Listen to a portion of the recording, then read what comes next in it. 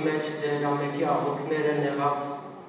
այդ օրերի մեջ իրոք ես լուրջ կարիք ունեի ձեր աղոթների և ձեր աղոթները նպաստեցին, որ այսօր ես կանգնեմ Աստծո ներկայության մեջ ձեր առաջին և մենք իրար հետ գայել Աստծո օրհնությունը։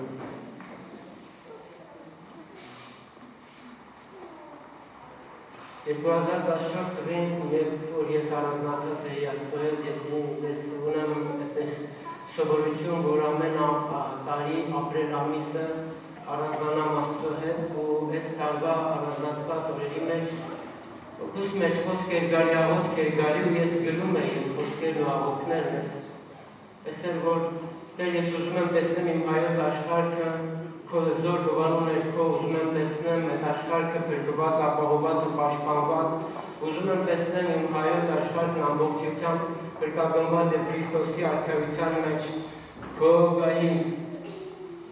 Հիսուսի զորավոր անունով եւ հետո նա ցած խոսք ասեցի ինքս ինձ էլ չհասկանալով դրա հետագայի նշանակությունը այդ խոսքի մեջ է որ ասեցի եւ այս ամենը տեսնելու համար եթե հարկ լինի հոժար եմ կյանքս էլ դնելու 2016 թվին ապրիլ ամսին Աստված ասեց հիշում ես դու քո աղոթքի մեջ այս խոստումն ես տվել ինձ ես ուզում եմ տեսնել դու դրան պատրաստ ես ես իհարկե հիշեցի իմ աղոթքս եւ համաձայնվեցի ասեցի այո Տեր ես դրան համաձայն եմ եւ փառք Աստծո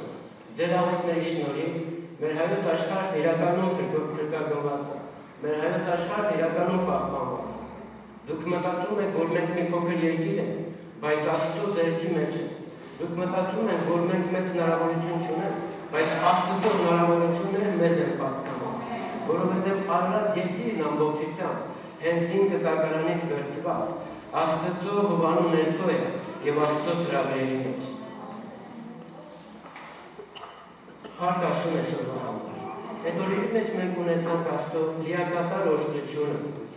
Իհարկե ուրիշ բան է, երբ որ աղոթում ես Տեր, այդ սահմանները պահպանի, ուրիշ բան է, երբ որ դու կանգնած ես այդ սահմանի վրա, ասում ես Տեր, այստեղ պահպանի։ Եվ դրա մեջ լուրջ օրհնություն կա։ Եվ ես հավատում եմ, որ ամեն մեկը ձեր աղոթքներով ամենքը կանգնած եք այդ սահմանի ամեն մի սանտիմի համար։ Եվ Աստված էլ հատուկ կերպով օրհնում է։ Փառք Աստծո մեր երկրի համար, մեր երկիրն ունի պայծառ ապագա։ Ես վստահ եմ, որ դուք տեղյակ եք Արարած երկիրն Աստծո աչքին յուրահատուկ տեղ ունի, իր ձեռքերի մեջ յուրահատուկ պահպանված է։ Եվ մի հատված կա այնտեղ Աստվածաշնչում, երբ որ Իսրայելի երկիրը շրջապատված է թշնամիներով, ես դա չեմ կարող ուղղակի ուզում եմ ասեմ Արարած երկրի ընտրված լինելու մասին։ Աստված Իսրայելի ժողովրդին ասում է Արարած երկրից օգնություն կանչի։ Եվ ես Արարած երկիրը կգործածեմ ազգերն ավիրելու համար եւ Արարած երկիրն իմ ձեռքին, իմ մուրճի նման պիտի լինի, որ ես պիտի խափանեմ ամեն թշնամի, որ կբարձրանա քո դեմ։ Եվ Արարած երկիրը ոչ մի թշնամու դեմ ծունկ չի ծռելու։ Այս մարգարեական խոսքն Արարած երկրի համար կա։ Եվ այս աղոթքները նպաստում են, որ այդ մարգարեական խոսքն իրականանա մեր երկրի համար։ Աստված օրհնի ձեզ։ Գործք առաքելոց 20:32 համարում գրված այսպես, որ Աստված իր շնորհքի խոսքով կարող է մեզ շնորհել եւ շարունակություն ապարգևել իր սուրբերի հետ, կարող է մեզ կառուցել եւ հաստատել, եթե մենք հանձնվենք Աստծուն։ Այսօր այդ օրն է, որ մենք թե անհատապես, թե մեր ընտանիքներով, թե ամբողջ եկեղեցին եւ թե ազգովին հանձնվենք Աստծո շնորհքի խոսքին, որպեսզի այդ շնորհքի խոսքը պահպանի մեզ, կառուցի մեզ եւ մեզ երկնքի արքայության մեջ ժառանգության բաժին շնորհի Աստծո սուրբերի հետ մեկտեղ։ Մենք էլ կանչված ենք ու ընտրված Աստծո ձեռքին որպես սուրբ ազգ, սուրբ ժողովուրդ, որպես անհատ սուրբեր բնականաբար, բայց Աստծո ձեռքերի մեջ կանչված ենք, որպեսզի վայելենք երկնքի արքայությունը,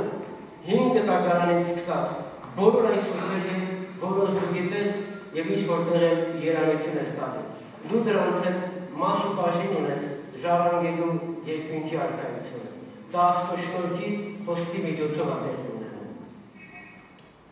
Սուրբ Հոգին Հիսուս Քրիստոսին 4 ավետարաններում ներկայացնում է նրա երկրավոր կյանքի մասին։ Գործքից մինչև հայտնություն Սուրբ Հոգին ներկայացնում է Քրիստոսի հայության զորության մասին։ Բայց հայտնության գրքում Սուրբ Հոգին ներկայացնում է Հիսուս Քրիստոսի ահեղ, զորավոր եւ հավիտենական զորությունը։ Եվ Հովհաննես առաքյալն ասում է, որ ես դա տեսա։ Հայտնություն 1:12-ում գրված է. ես դա տեսա Քրիստոսի երկնային քարքի զորությունը, հավիտենական իշխանությունը։ Մենք հիմի կկարդանք այդ հատվածը, բայց մինչ որ ինքը կասել ես դա տեսա, ուզում եմ տեսնենք, որ Հայտնություն 1:10-ում ասում է. ինչը նպաստեց, որ ես կարողացա տեսնեի Քրիստոսի հավիտենական զորությունը, նրա ահեղ եւ փառավոր զորությունը։ Ինչը նպաստեց։ Դա սկսվում է 1:10-ից։ Նա ասում է. Կիրակի օրը ես հոգու մեջ եմ։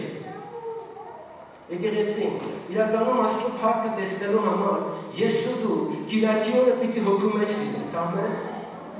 Դե Կիրակի օրը նախ եկեղեցու պիտի լինենք, որպեսզի հոգու մեջ լինենք, որովհետև գրված է, որ ով հոգի ունի, թող լսի, թե ովական ջրի թող լսի, թե Տիրոջ հոգին ինչ ասում եկեղեցիների մեջ։ Եվ Հովհաննեսն այստեղ ասում է. թեկուզ ես Պատմոս կղզում աքսորված էի, բայց Կիրակի օրը հոգու մեջ եղա։ Ես չգիտեմ ինչ աքսորների մեջ կարա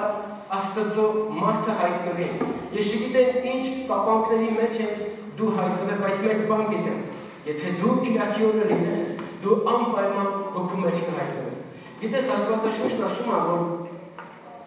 Եսայիա 42-ում 19-ից սկսած ով ակույր եւ ով ախուր իմ ծառայից ավելի, ով ակույր եւ ով ախուր իմ ընտրած դեսպանից ավելի, ով ակույր եւ ով ախուր իմ նվիրյալից ավելի։ Բայց շարունակությունում ասում է, բայց նրանք ամենքը կողոպտվեցին, նրանք ամենքը հայտնվեցին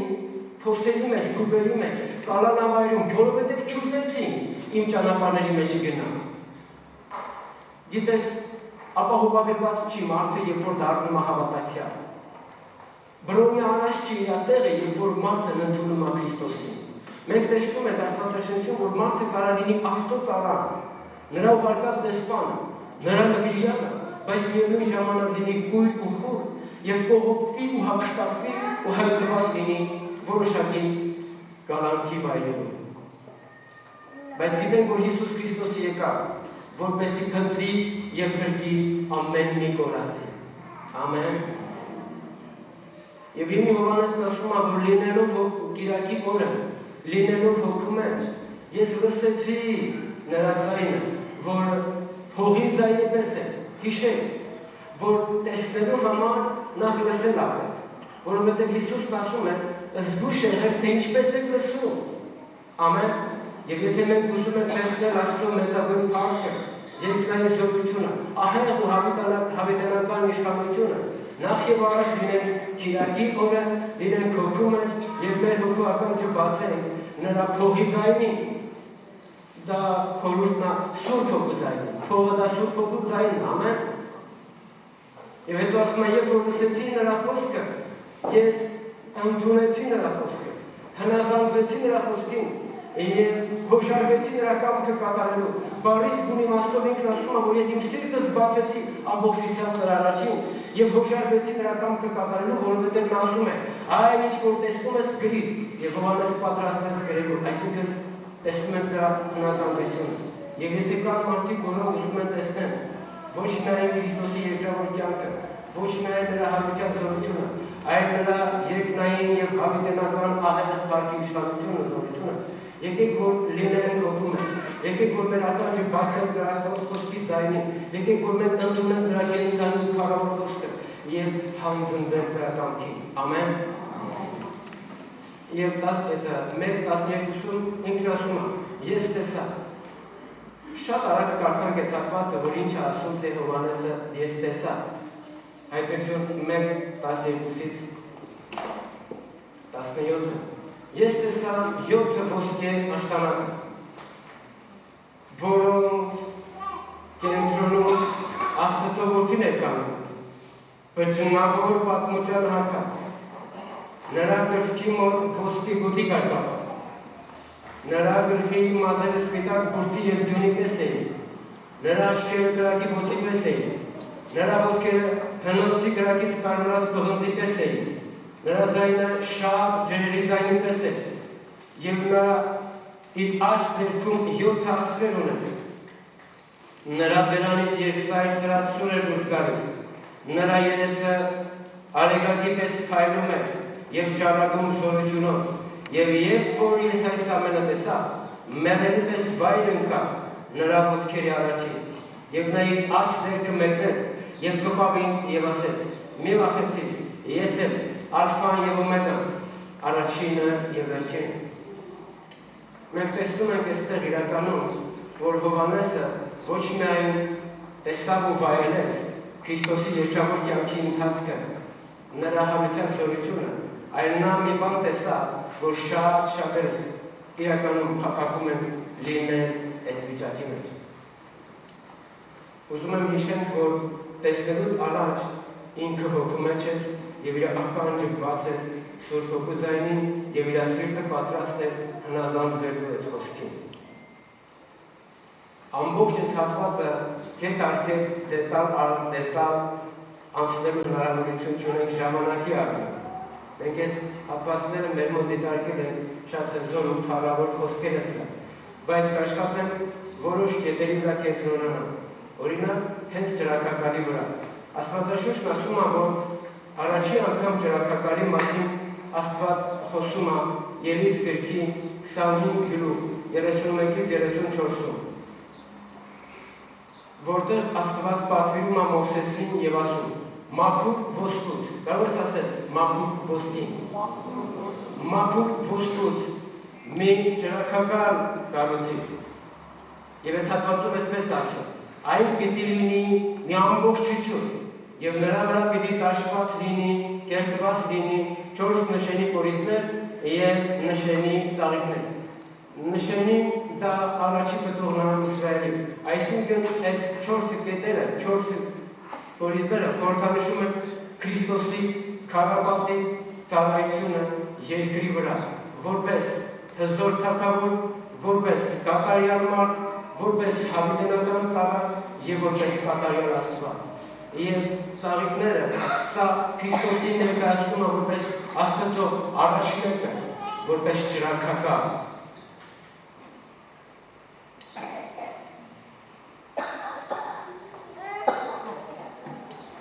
Եվ ուզում եմ, որ մենք տեսնենք, որ ջրաքակալը ամբողջությամբ մաքուր ոսկից է, որը խոսում է Քրիստոսի կատարյալ և հավիտենական սրբության մասին։ Ներկայացնում է Քրիստոսի երկնային թագավորությունը և նրա արդարությունը։ Հովհաննես 1:12-ում ասվում է, որ այդ ջրաքակալները ոսկուց էին, և մենք տեսնում ենք 1:20-ում, որ այդ ջրաքակալները Աստծո 7 եկեղեցիներն են։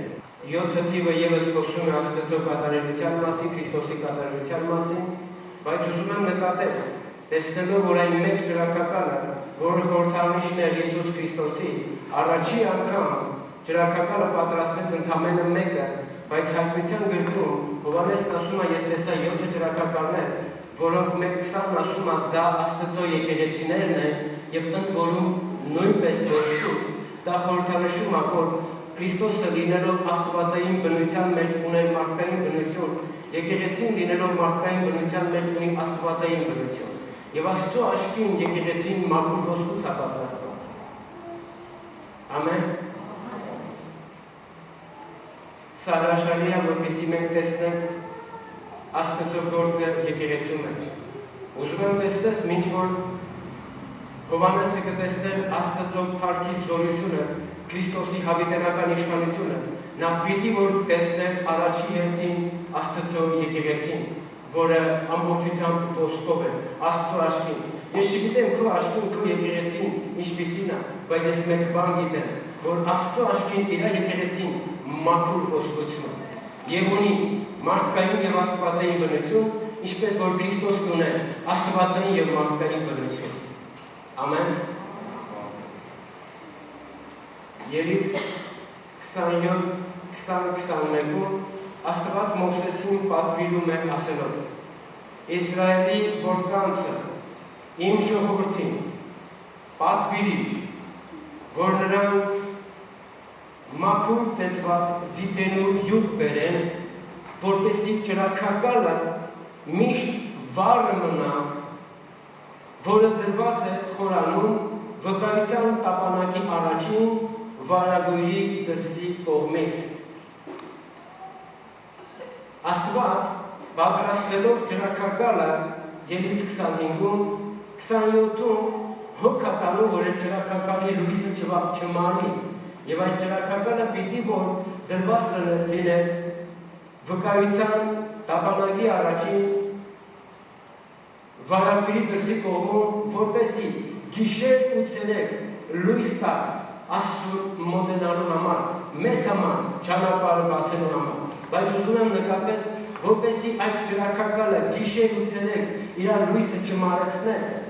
պիտի որ Իսրայելի ժողովուրդը մաքուր ձիթենուց ծեծված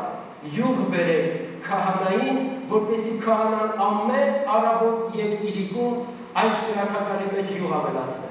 Եկեղեցին, եթե դու ինչ-որ մի բան տեսնում ես, որ պակասել է եկեղեցու ընթացքի մեջ, դու քո մասն ու բաժինն ունես, դու քո դերն ունես դրա մեջ, որ այդ պակասել է, որովհետև ժողովուրդն էր, որը բերում էր ծեծված մաքուր յուղը քահանայի ձեռքին, որպեսզի քահանան ամեն առավոտ եւ իրիկում մոտենան սրբանանին, մոտենան սրբության սրբոցին, վարագույրի առաջին եւ այդ ճրագակալը վառը պահեր։ Ընդ որում ուզում եմ որ տեսնես, որ ծեծված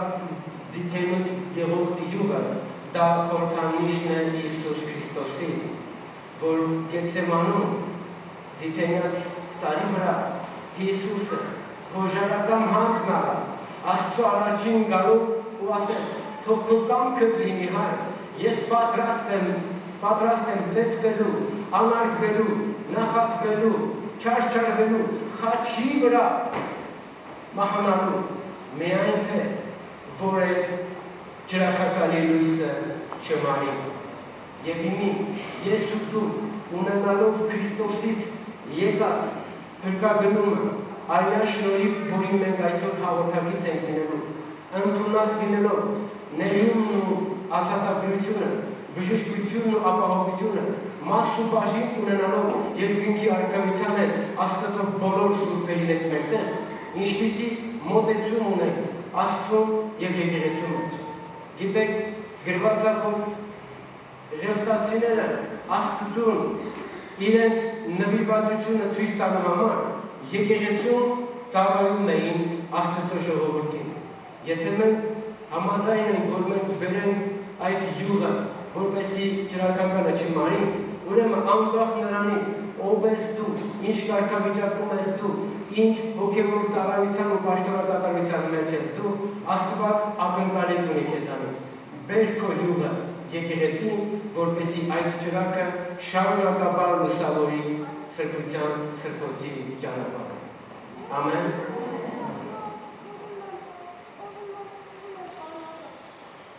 Երից 30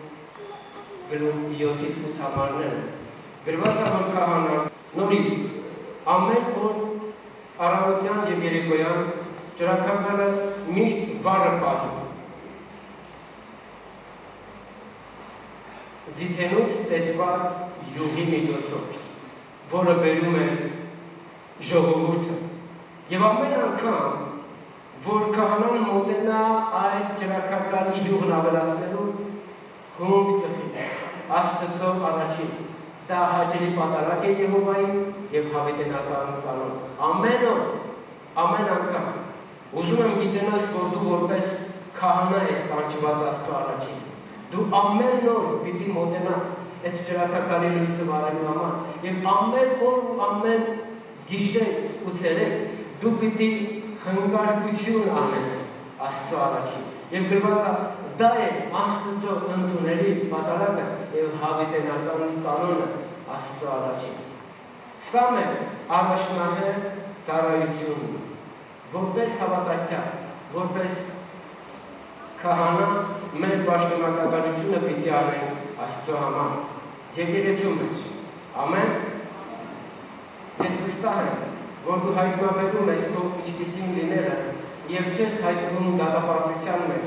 այլ ընդունում ես Քրիստոսի շնորհքը, որ այս փայլից սկսած, մանավանդ որ այսօր առիթ ու հնարավորություն ունեն Աստծուց շնորհված հաղորդակից լինելու Քրիստոսի արյան ու մարմինը, այսօր մի նոր ուխտի մեջ գան, վերականգնենք մեր կյանքի ընթացքը, եթե մինչ այդ օրը մենք եկել ենք եկեղեցի ընդամենը յուղ տանելու, ապա պիտի դիտակցենք, որ ամեն օր եկեղեցի մտնելուց մեզ յուղ պիտի ունենանք ջրակակալը վառը պահելու համար։ Ռևտացիների 16, 12, 13 Ահարոնը, որ նշանակում է լուսավորված, բարիս բուն իմաստով, եթե մենք կանչված ենք որպես քահանայական պաշտոնակատարության, մենք ամենքս լուսավորված ենք Քրիստոսի Աստվածային լույսի ներքո։ Ամեն։ Եթե կարդում եք այդ հատվածն, ապա այսպես ասում. Ահարոնը այսպես լուսավորվածը Աստծո առջև եղող սեղանից ոսկի բուրվարը վերցնի և սեղանի վրայից գրագի կայծերով լիքը լցնի ոսկի բուրվարի մեջ և բարակ ծեծված անուշահոտ խունկ վերցնի իր ձեռքում և վարագույրի ներսի կողմը մտնի սրբության սրբոցը և խունկը դնի այդ ոսկե բուրվարի մեջ գրագի վրա Աստծո առաջին և երբ որ անուշահոտ խունկի ծուխի ամպը տարածվեր վկայության խորանի վրա եղող խաբության ծածկոցի վրա, այն ժամանակ քահանան պիտի չմեռներ։ Ինչքան կարևոր է, որպեսզի ջրակակալը լուսավորի քահանայի ճանապարհը սրբության սրբոց մտնելու համար, բայց շատ կարևոր է նաև, որ ամեն մի քահանա, երբ որ գալիս է սրբության սրբոց, իր Աստծո սեղանից վերցրած բուրվար ունենա, նրա մեջ Աստծո զոհասեղանից գրագի կայծեր և բարակ ծեծված անուշահոտ խունկ, որպեսզի մատուցանի Աստծուն, և գրված է, երբ որ քահանայի մատուցած խունկի ծուխը բարձրանում է, տապանակի վրա դրված քավության ծածկոցը պատում է, գիտենք, որ տապանակի վրայի քավության ծածկոցը դա Հիսուս Քրիստոսի շնորհքի խորհրդանիշն է, և ասում է, երբ որ այն ծածկել, քահանան պիտի չմեռներ, ողջ պիտի մնա։ Սա է պատճառը եկեղեցին, որ ես ու դու այսօր ողջ ենք, որովհետև Քրիստոսի մատուցած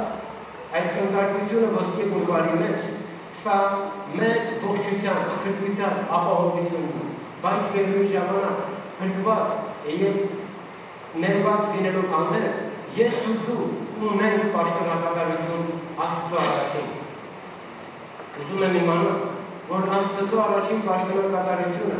ոչ միայն եկեղեցում բեմից ծառայությունն է,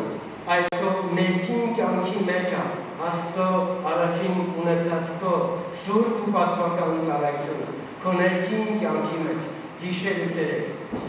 ամեն օր, կարող ես ասես, ամեն օր։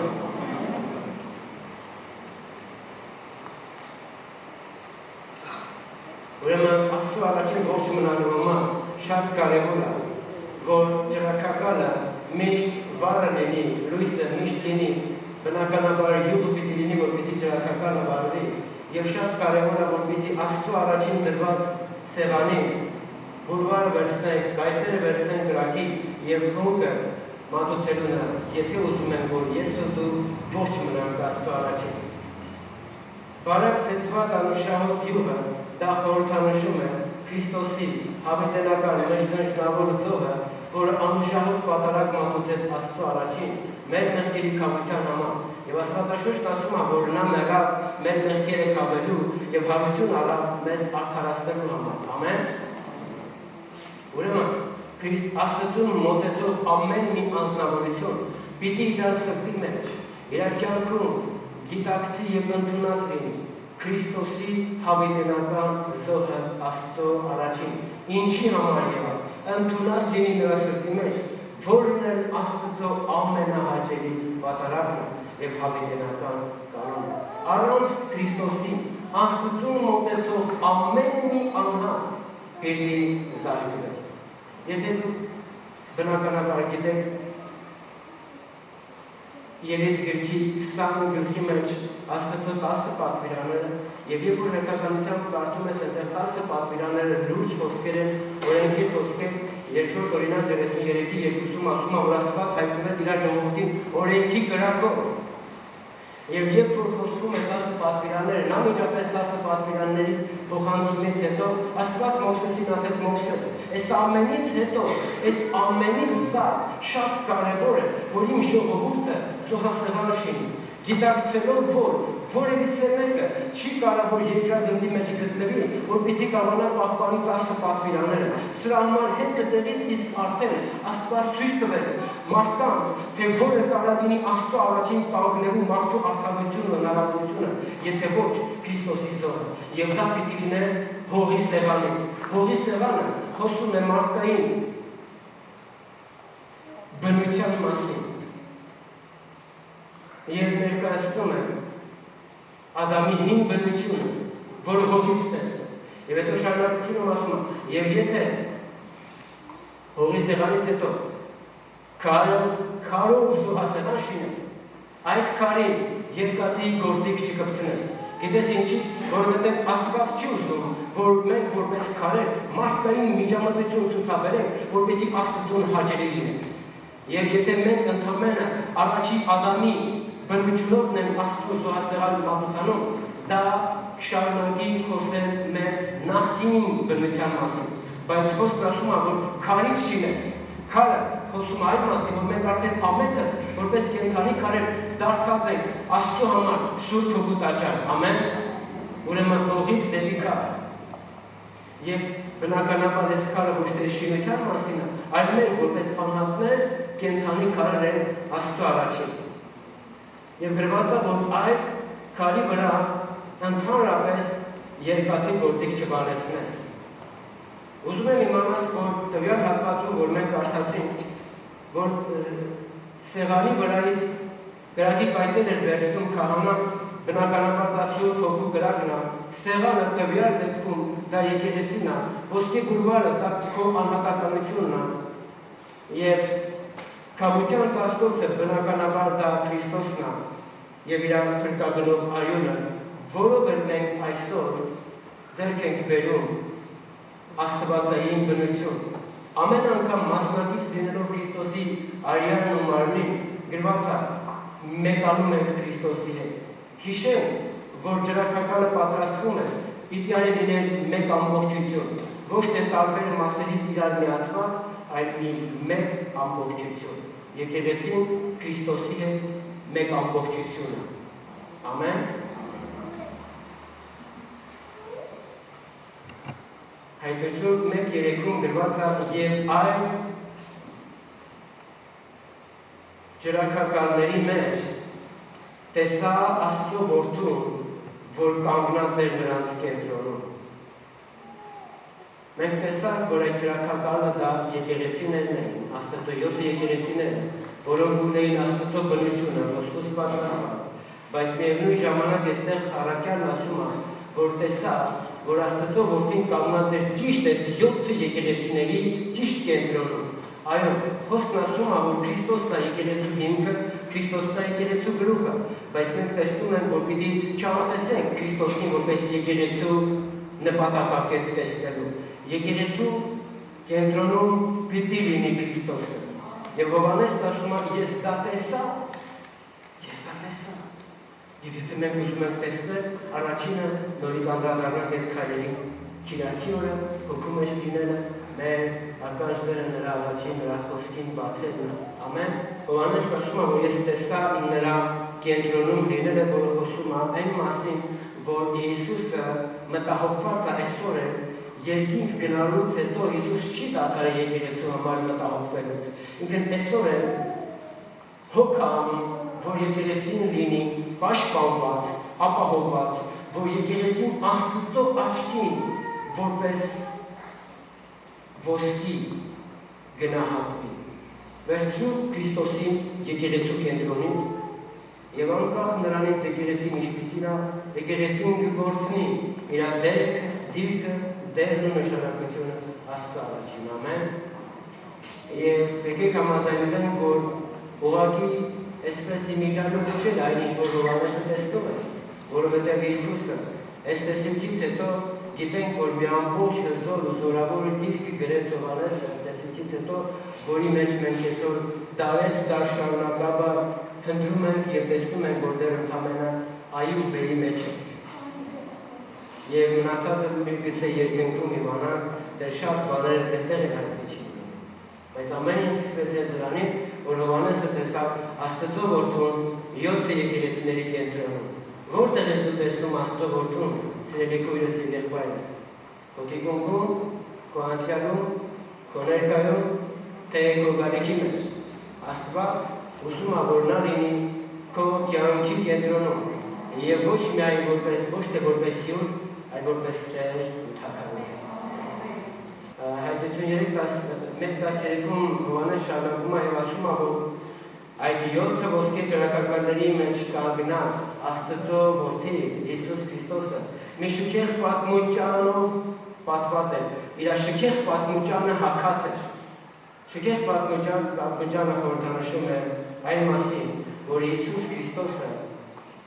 կատարյալ եւ հավիտենական հաղթություն ունի եկեղեցու համար, եւ այդ հաղթությունը ինքը բերում է հենց եկեղեցու մեջ։ Շքեղ հանդերձանքը ներկայացնում է Քրիստոսի հավիտենական զորությունը, միևնույն ժամանակ նրա քահանայությունը, որպես հավիտենական քահանա է։ Ելից 28:33-35-ում գրված է, որ քահանան պիտի որ ունենա շքեղ եւ բջնավոր մի պատմուճան, որը պիտի ծածկեր նրա ուսից մինչև նրա ոտքերը, որպեսզի նրա ձայնը լսելի լիներ Աստծուն եւ ընդունելի լիներ։ Ուշադիր եք։ Եվ այստեղ որ Հովհաննեսը շեշտում է, որ Քրիստոսի վրա բջնավոր պատմուճան կա, խորհուրդն այն բանի, որ այսօր է Քրիստոսի ձայնը լսելի եւ ընդունելի Աստծո առաջին եկեղեցու համար։ Հիսուսն այստեղ ներկայացվում է որպես քահանայապետ եկեղեցու կենտրոնում։ Եվ նրա ձայնը շարունակաբար լսելի եւ ընդունելի է Աստծո առաջին։ Եվրայեցիների 2:17-ում գրված է, որ Հիսուս Քրիստոսը ողորմած, արդար, նվիրված եւ հավատարիմ քահանայապետ է Աստծո առաջին մեզ համար, եւ բնականաբար նրա ձայնը ամեն անգամ, ամեն օր, ամեն ժամանակ լսելի եւ ընդունելի է Աստծո առաջին, անգամ հավիտենականության մեջ։ Դա հաստատում է նաեւ 1:13-ում գրված այն խոսքը, որ Հիսուս Քրիստոսի վրա, որը բժշկավոր պատմուճան ուներ, որը կանգնած էր 7 եկեղեցիների մեջ, իր կրծքավանդակի մոտ գոտի կար կապած։ Ընդհանրապես նորից Ելից 28:4-ում ասում է, որ քահանան պիտի ունենան իր գոտին, գոտկատեղին կապած։ Գոտկատեղին եղող քահանայի գոտին խոսում է քահանայի երկրավոր ծառայության մասին։ Բայց կրծքավանդակի մոտ եղող ոսկի գոտին խոսում է Քրիստոսին որպես հավիտենական քահանայություն ներկայացնելու մասին։ Եվ կրծքին մոտ գոտին խոսում է, որ Քրիստոսի հավիտենական ծառայությունը սիրո ծառայություն։ Եվ նա այսօր էլ շարունակում է եկեղեցու համար, եկեղեցու կենտրոնում ծառայություն մատուցել։ Ես ասեցի, որ 4 նշանի գոտիները խոսում էին նրա քարապատիկ ծառայությունների մասին եւ շեշտեցի, որից մեկը նրա հավիտենական ծառայություններն են։ Երկնքում Հիսուսը ներկայացված է որպես հավիտենական ծառայ, որովհետեւ Հովհաննես երբ որ տեսավ Քրիստոսը եկեղեցիների կենտրոնում, տեսավ ոսկե գոտին նրա մեջ կրծքի մոտ կապած։ Դա խոսում է այն մասին, որ Քրիստոսը երբեք չի դադարեցնելու իր քահանայական ծառայությունը եկեղեցու համար։ Ամեն։ Եվ մենք ընտրված նրա կողմից Աստծո առաջին քահանայություն անելով։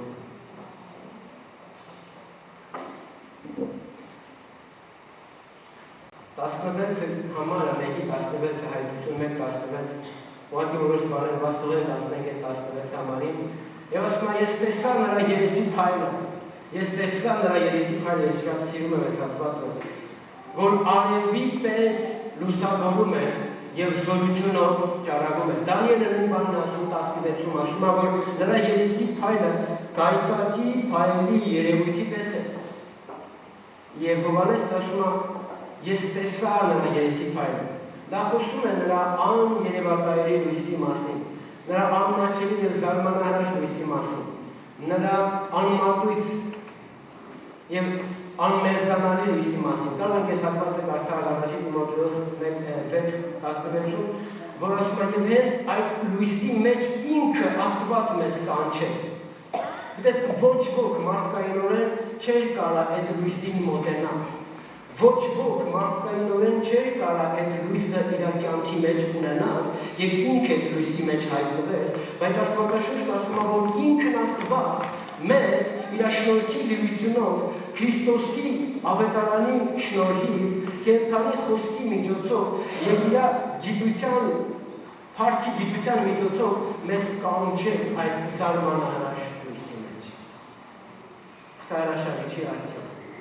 որ Աստված այդ լույսը ծագեցրեց մեր մեջ։ Եվ Մատթեոս 17-ում Հովհաննեսը արդեն մեկ անգամ տեսել էր Քրիստոսի այլակերպության սարյուրը, տեսել էր Հիսուս Քրիստոսի երեսը, որ ասում է արևի պես փայլում էր, արևի պես փայլում էր։ Երկրորդ անգամ նա տեսնում է Հիսուս Քրիստոսին իր ամբողջական փառքով հայտնված եկեղեցու կենտրոնում։ Եվ ասում է, երբ որ ես ամենը տեսա, մեռելի պես վայր։ Գիտես, ավելի շատ այստեղ չի խոսում այն մասին, որ Հովհաննեսը գնաց երկրպագության, այլ ինքն ասում է, որ ես մեռելի պես ընկա, այսինքն ես հասկացա, որ այն ճանաչողությունը, որ ունեի մինչ այս պահը, զրոյացվեց, որ այն մտերմությունը, որ ես ունեի, հասկացա, որ ես կարիք ունեմ ավելի մտերմության։ Նրան, որին ճանաչում էի որպես մեկը, որ երկրի վրա չարչարվել էր, նրան որպես մեկը, որ ճանաչում էի, որ հավություն էր արել և գերեզմանի զորությունները չէին կարողացել նրան պահպանել, ես մի նոր փորձառությամբ վայելեցի նրան, և ես ամեն ասում եմ իմ կյանքիս մեջ ինձ տարավ դեպի Քրիստոսի ոտքերի առաջին։ Մենք չանդրադարձանք, որ նրա ոտքերն ասում է հնոցի կրակից, կարմրած պղնձի պես են, ժամանակի առումով մեկ ուրիշով խոսենք այդ մասին, բայց ուզում եմ տեսնել, որ դա խոսում է նրա ահեղ դատաստանի մասին և խոսում է նաև նրա զորավոր փրկագնման մասին, որ եկեղեցին փրկագնվեց Քրիստոսի զորության շնորհիվ։ Եվ հենց այդտեղ է Հովհաննեսը գալի, ճիշտ ոտքերի առաջին։ Եվ ուզում եմ նկատես, որ Աստվածաշունչը, եթե ասում է, որ երկինքն Աստծո աթոռն է, և երկիրն Աստծո ոտքերի պատվանդանն է,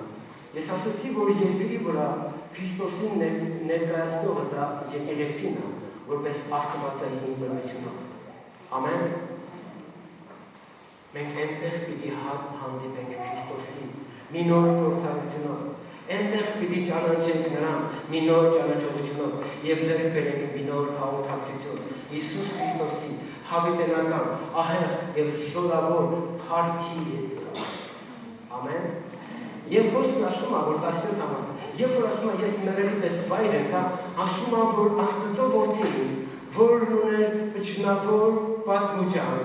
որը 7 եկեղեցիների մեջ կանգնած էր, որի աչքերը գրակի բոց էին, որի երեսը փայլում էր արևի պես, որի ոտքերը կարմրած պղնձի պես էր, որի ձեռքի մեջ, աջ ձեռքի մեջ կար 7 աստղերը, որ խորհրդանիշն է նորից 1:20-ին եկեղեցու երեցներին, որոնք որ բարիուրն են հայտնում մարդկանց, որոնք որ զարդարում են երկինքը և բերում են երկրի վրա Աստծո փառքի ներկայությունը, ասում է նրա աջ ձեռքը, որի մեջ այդ աստղերը կար, մեկնեց ինձ, կպավ ինձ և ասեց, մի վախեցիր, ես եմ ալֆան և օմեգան, առաջինը և վերջինը։ Իմանում ես, եթե ուզում ես իրականում Քրիստոսի հետ մի նոր ճանաչողություն ունենաս, Մի անարգիր եկեղեցու որևիցե մի ծառայողի եւ պաշտոնակատարի, որովհետեւ նրան, որին դու անարգում ես, հենց ինի այդ անձը Քրիստոսի աջ ձեռքի մեջ է, աջ ձեռքը Աստծո շնորհքի լիությունն է, նրա զորությունը եւ հավիտենական թագավորությունը, որի մեջ 7 աստղեր կան։ Ասեցի նրանք զարդարում են երկինքը եւ խոսում են Աստծո փառքի մասին, բերում են երկինքը Աստծո փառքը։ Նրան, որին դու անարգում ես, իմանում ես, երկինքն է զարդարում։ Եվ դա նրա աջ ձեռքի մեջ է։ Նրանով Հիսուսը մեկնեց եւ կպավ Հովհաննեսի, որը մեռածի պես ընկած էր։ Ես չգիտեմ, ինչն է քեզ ժամանակ առ ժամանակ մահվան աստիճանի սպանում, բայց գիտեմ մեկ բան, Աստծո աջ ձեռքը այսօր էլ մեկնված է ինձ ու քեզ, որպեսզի մեզ կենթանացնի, որովհետև ասում են մի վախեցի ես եմ, որ կենթանացնում եմ, ես եմ, որ վերականգնում եմ, ես եմ, որ բժշկում եւ ազատում եմ, ես եմ, որ խափանում եմ ամեն շղթաները, բացում եմ ամեն կապակները, ես եմ, որ քո առաջին դուռը բացում եւ ոչ ոք չի կարապակի, ես եմ, որ փակում եմ թշնամու ճանապարհը քո կյանքի մեջ եւ նա չի կարողացի, ես եմ, մի վախեցի։ Եկեղեցի այդ աջ ձեռքն այսօր եւ ընդհանրապես մեկնված է մեզ։ Եկեք կանգնենք Աստծո փառքի ներկայության մեջ եւ ընդունենք այդ աջ ձեռքի մեջ եղած շնորհքի լիությունը։ Կարող եք այս սեղանից որ վերցնում եք, ասեք թե ես այս սեղանի որպես կոնեկայությունը փռում եմ, ինչ որ ինձ խանգարում է, քեզ բաներ թողնեմ ու գնամ։ Եվ ովքեր որ ուզում եք գնալ բեմ, վերադառնալ, վերցնեք աջանինին, սպառնեք ձեր